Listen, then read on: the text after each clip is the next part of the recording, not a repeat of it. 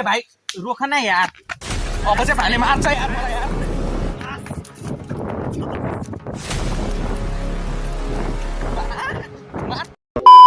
नमस्ते साथीहरू, आजको डे 5 ब्लग अलि विशेष छ किनभने आज म भाइहरुसँग घुम्न जाँदैछु। खाना खाएर हामी दाजुभाइहरु निस्क्यौ घुम्नलाई। घरमा अति गर्मी भएको कारणले हामी घुम्न जाँदै थियौं। बाटोमा झन् औडै गर्मी भयो। गर्मी त छदै थियो, त्यहीमाथि बाटैभरि खाल्टाङ खुल्टुङ, त्यहीमै फेरि पानी। हाम्रा भाइहरु परे साइकलमा स्ट्यान्ड देखाउने, धन्न मलाई खाल्टामा हालेनन्। एकचोटि त खाल्टामा हालेको थिए, मेरो खुट्टा मात्रै पर्यो। हिँड्दा हिँड्दै गर्मी पनि अति भइसकेको थियो हामीलाई। भाइहरुले दाइ काहीँ रोकेर पानी खाम्न भने मैले एउटा चिनेको भाइको घर त्यही नजिकै थियो। भाइहरुलाई त्यही लगेर पानी खुलाए, आफू पनि खाए। एकछिन रेस्ट गरेर फेरि हामी आफ्नै गन्तव्यतिर निस्क्यौं। काम पनि अति नै लागिरहेको थियो। भाइहरुले यही बसौँ न त एकछिन भनिरहेको थियो। फेरि पछि केटाहरु घर आउनलाई लेट हुन्छ भनेर मैले केटाहरुलाई सम्झाएर फेरि हामीले आफ्नो यात्रा सुरु गर्यौं। गर्मी जति नै भए पनि केटाहरु नयाँ ठाउँ घुम्न जानको लागि लास्टै एक्साइटेड थिए। यहाँ आएका छौं घुम्नलाई। भाइ रोक न। सो गाइस अब चाहिँ हामी घुम्न आएका छौं। अरे भाइ रोक न यार, अब चाहिँ भाइले मार्छ यार मलाई यार।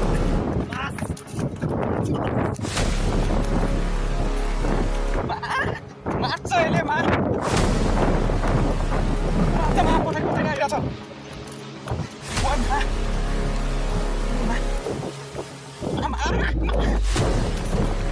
भाइ रोक यार, भाइ रोक रोक भाइ यार, हेरे यहाँ चप्पल यस्तो भयो यार। अरे भाइ यार मजाक पनि गरे भाइ यार, मजाक गरे यार। नरन भाइ भने मान फेरि मलाई कान्छ मैले मजाक गरेको थिएँ है, तर भाइ चाहिँ साँच्चै रोइदियो यार। भाइ नरिसाउ भनेको मुला, मजाक गरेर हो कि नराउनु फेरि। मजाक नगराउनु फेरि, भाइ पनि पुरा रोइदिएर हेर न। ए गाइजर ल ठिक छ यता र हाम्रो दोस्ती यति नै हो होइन दाइ। अनि हाम्रो दोस्ती कहिलेसम्मको लागि? हाम्रो दोस्ती जबसम्म हाम्रो जिन्दगी रहन्छ दाइ। अनि भाइ